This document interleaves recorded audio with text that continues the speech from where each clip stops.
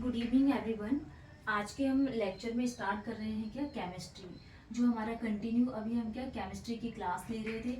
आप लोगों ने यहाँ पे केमिस्ट्री देखा भी है एंड इसके रिवीजन कर लीजिएगा आप लोग कि एसिड क्या होते हैं, एसिड की डेफिनेशन क्या होती है वो भी हम लोगों ने देख लिए थे। ठीक है, जो प्रोटॉन को क्या करते हैं, क्या त्याग करते हैं, उसको हम क्या कहते हैं, एसिड कहते हैं। नेक्स्ट हमारा टॉपिक है क्या चार। हमने यहाँ पे एसिड की डेफिनेशन पढ़ी थी। एसिड के बाद हमने देखा था कि कार्बनिक अम्ल क्या होते हैं, कार्बनिक अम्ल के टाइप्स के बारे में डिस्कस किया था। एंड अकार्बनिक अम्ल देखा था, इनऑर्गेनिक एसिड क्या होते हैं, इनऑर्गेनिक एसिड। देन उसके बाद हमने उसके केमिकल रिएक्शंस के बारे में देखे थे कि हमने केमिकल्स रिएक्शंस क्या क्या किए थे। नेक्स्ट आज का टॉपिक है हमारा क्या चार, जो बहुत इंपॉर्टेंट है। अगर हम यहाँ पे बेस क्या होता है इसकी डेफिनेशन पढ़ेंगे, देन उसके बाद हम लोग देखेंगे कि बेस कितने टाइप से होते हैं एंड इसकी क्या केमिकल रिएक्शंस होती हैं। तो अगर हम यहाँ पे बेस की डेफिनेशन देखें तो बेस वो रासायनिक पदार्थ होते हैं जो, अगर हमारे पास एक कंटेनर है, कंटेनर में अगर हमारे पास हमने वाटर को लिए एंड उसमें जो हाइड्रोक्सिल आयन रहता है, हाइड्रोक्सिल आयन अगर उसमें मुक्त हो रहा तो उस प्रोसेस को हम क्या कहते हैं, क्षार कहते हैं। बेशक तो रासायन बेस क्षारक वो रासायनिक पदार्थ है जो जल में घुलकर हाइड्रोक्सिल आयन मुक्त करते हैं। आपके पास ऑप्शन में ओनली एक ही वर्ड्स रहेगा, हाइड्रोक्सिल आयन। तो आपका करेक्ट आंसर क्या होगा यहाँ पे, OH माइनस आयन, मतलब कि हाइड्रोक्सिल आयन। ये डेफिनेशन होती है किसकी, क्षार की।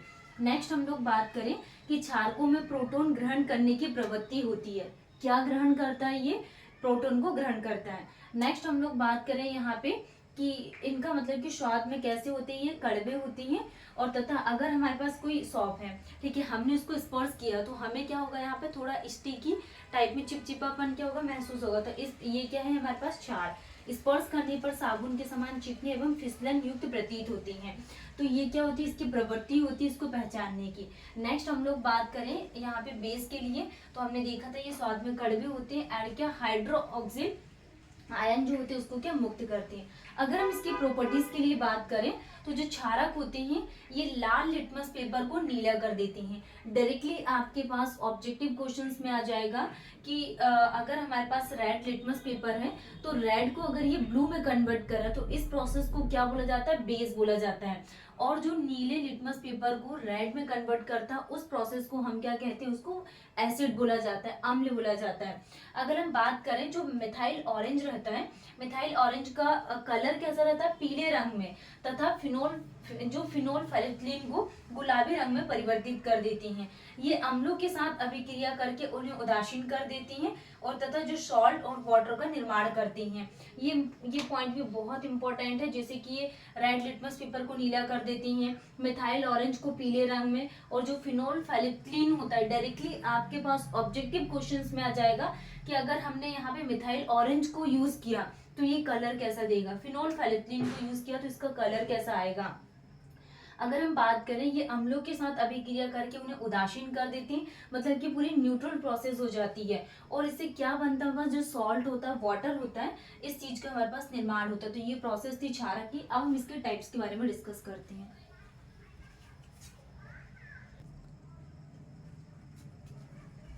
नेक्स्ट हम लोग बात करने वाले हैं यहाँ पे किसकी, बेस के टाइप्स के बारे में। तो ये कौन से एग्जाम में पूछा जाता है, जैसे हमारा रिसेंट में आरआरबी जेई का एग्जाम हुआ एंड आरआरबी एनटीपीसी और जो भी होने वाले हैं, जैसे कि आरआरबी एएलपी, मतलब कि रेलवे के एग्जाम के लिए बहुत इंपॉर्टेंट क्लास है जो रिसेंट में भी एग्जाम कंडक्ट होने वाले हैं। नेक्स्ट हम लोग बात कर रहे थे यहाँ पे किसके बारे में, टाइप्स ऑफ बेसिस के बारे में, कि बेस एक्चुअल में कितने टाइप की होती हैं। अगर हम यहाँ पे इसके टाइप्स के लिए बात करें तो 2 टाइप से हमारे पास क्या होती है, बेस। ये जो बेस है इसके कितने टाइप्स होते हैं, 2। फर्स्ट इज द जल में विलेयता के आधार पर, on the basis of solubility in water, ठीक है। नेक्स्ट हम लोग बात करेंगे सांद्रता के आधार पर, कि जो concentrated on the basis of concentration, ठीक है, सांद्रता के आधार पर कितने टाइप के होते हैं एंड जल में विलेयता के आधार पर कितने टाइप के होते हैं। तो अगर हम बात करें यहाँ पे जो वाटर में सॉल्युबिलिटी इन वाटर के उसमें देखें तो पहला होता है क्या, प्रबल क्षारक, जिसको क्या बोला जाता है, strong base, and second is the दुर्बल क्षारक जिसको वीक बेस बोला जाता है। नेक्स्ट हम लोग यहाँ पे सांद्रता के आधार पर बात करें तो फर्स्ट होता है क्या, सांद्र क्षारक जिसको कॉन्सेंट्रेटेड बेस बोला जाता है एंड तनु क्षारक जिसको डाइल्यूट बेस बोला जाता है। अब हम इसकी डेफिनेशन पढ़ेंगे कि स्ट्रॉन्ग बेस क्या होती है, ये हमने पढ़ ली, वीक बेस क्या होते हैं। अब हमें क्या पढ़ना है कि कॉन्सेंट्रेटेड बेस क्या होता है, डाइल्यूट बेस क्या होता है। इसकी हम लोग यहाँ पे डेफिनेशन के बारे में डिस्कस करते हैं। नेक्स्ट हम लोग यहाँ पे बात करने वाले हैं कि जल में विलेयता के आधार पर क्षारक कितने टाइप की होती हैं। अभी हमने सॉल्युबिलिटी इन वाटर में टाइप्स के बारे में डिस्कस कर रहे हैं। तो फर्स्ट होता है क्या, स्ट्रॉन्ग बेस, जिसको क्या बोला जाता है, प्रबल क्षारक क्या होती हैं। तो प्रबल क्षारक वो क्षारक होती हैं जो जलीय विलयन में पूर्णतः घुलकर आयनित हो जाती है। एक कंटेनर लिए, कंटेनर में हमने वाटर को क्या करा है, यहाँ पे वाटर को फिल किया एंड वाटर के बाद हमने क्या कुछ एसिड को डाला, तो उसके जो कुछ आयन है वो पूर्णतः घुलकर आयनित हो जाती हैं। तो डायरेक्टली आपके पास ये डेफिनेशन आ जाएगी कि ये ऐसी कौन सी प्रोसेस होती है जो जलीय विलयन में पूर्णतः घुलकर आयनित हो जाती, तो इसको स्ट्रॉन्ग बेस बोला जाता है। जल में घुलनशील क्षारकों को अल्कली अथवा क्षार कहा जाता है। ये क्षारक अधिक संख्या में हाइड्रोक्सिल आयन उत्पन्न करती हैं। क्या करती है, हाइड्रोक्सिल आयन उत्पन्न करती है, इसको क्या कहते हैं, प्रबल क्षारक।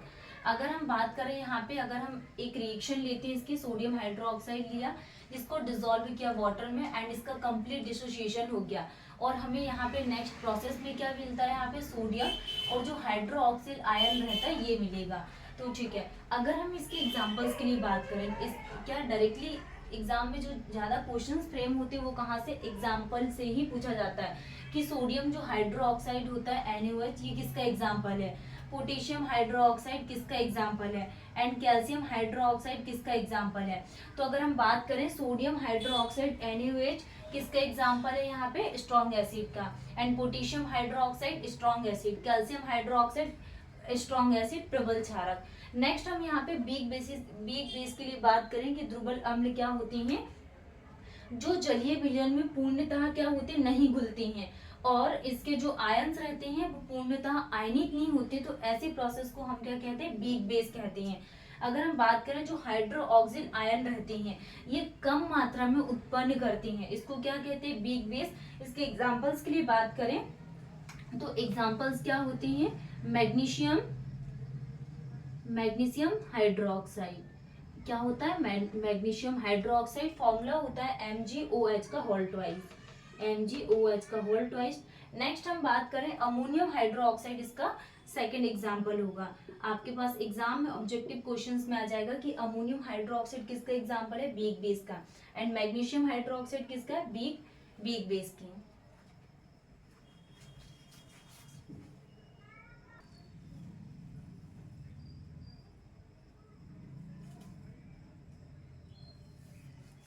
नेक्स्ट हम लोग बात करेंगे यहाँ पे कि सांद्रता के आधार पर क्षारकों का वर्गीकरण, classification of the based on concentration. अगर हम यहाँ पे इसके कॉन्सेंट्रेशन के बेस में बात करें तो कितने टाइप से होते हैं वो हम लोग डिस्कस कर लेते हैं। तो फर्स्ट क्या होता है यहाँ पे, सांद्र क्षारक। नेक्स्ट क्या होता है, क्षीण क्षारक। सांद्र क्षारक को हम बोलते हैं क्या, कॉन्सेंट्रेटेड बेस, एंड क्षीण क्षारक जिसको तनु डाइल्यूटेड बेस बोला जाता है। इसकी डेफिनेशन के बारे में बात करें कि सांद्र क्षारक क्या होती हैं, वह जलीय विलयन जिसमें क्षारक की मात्रा अपेक्षाकृत अधिक होती है। अगर हमने यहाँ पे बेस लिया एंड बेस की क्वांटिटी ज्यादा है तो इस प्रोसेस को हम क्या कहते हैं, कॉन्सेंट्रेटेड बेस इसको बोला जाता है। नेक्स्ट हम यहाँ पे डाइल्यूटेड बेस के लिए बात करेंगे। तो डाइल्यूटेड बेस वो बेस होते हैं जो जलीय विलयन जिसमें क्षारक की मात्रा अपेक्षाकृत कम होती है। हम यहाँ पे बेस की क्वांटिटी को कम रखते हैं तो ऐसी प्रोसेस को डाइल्यूटेड बेस बोला जाता है। तो ये थे सांद्रता के आधार पर क्षारकों का वर्गीकरण। टाइप्स पूछ लेंगे आपसे एग्जाम में कि कितने टाइप्स के होते हैं, तो कॉन्सेंट्रेटेड, सेकंड होता है डाइल्यूटेड बेस।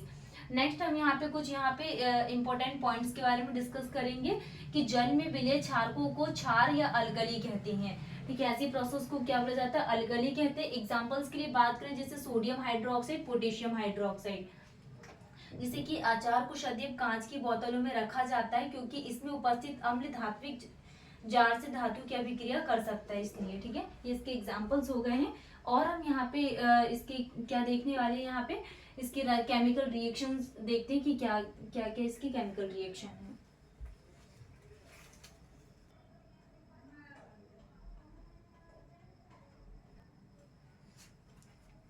नेक्स्ट हम यहाँ पे ये रिविजन्स कर लेते हैं कुछ जो एग्जाम्स में पूछे जाते हैं इंपॉर्टेंट पॉइंट्स, जैसे कि सिट्रिक अम्ल किस में मिलता है, खट्टे पदार्थ, जैसे नींबू, संतरा है, इन सब में क्या मिलता है यहाँ पे, सिट्रिक अम्ल।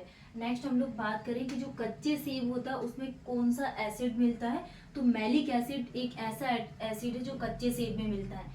इमली, इमली में कौन सा एसिड होता है, टार्ट्रिक एसिड पाया जाता है। सिरका की लिए बात करें तो सिरका में एसिटिक अम्ल होता है। दही में कौन सा एसिड मिलता है, लैक्टिक अम्ल किसमें मिलता है, दही में। टमाटर में ऑक्सलिक एसिड पाया जाता है। ओके, तो ये थे, हमने इसका रिविजन्स कर लिए क्योंकि बहुत इंपॉर्टेंट पॉइंट है। फिर हमने कुछ बात की थी सोडियम हाइड्रोक्साइड, पोटेशियम हाइड्रोक्साइड क्या होती है, ज़्यादा से ज़्यादा जो स्ट्रॉन्ग एसिड होती है, जैसे कि हमने पढ़ा है यहाँ पे क्या, स्ट्रॉन्ग बेस के, जैसे कि प्रबल अम्ल हो गया, स्ट्रॉन्ग एसिड के क्या एग्जाम्पल्स बहुत इंपॉर्टेंट है, एग्जाम्पल हो गया। और जो वीक एसिड हमने यहाँ पे पढ़ा है, तो वीक एसिड के एग्जाम्पल्स भी क्या है, इंपॉर्टेंट है। तो सबसे ज्यादा आप फोकस किन चीजों में करोगे, इनके एग्जाम्पल्स में ज्यादा फोकस करना है।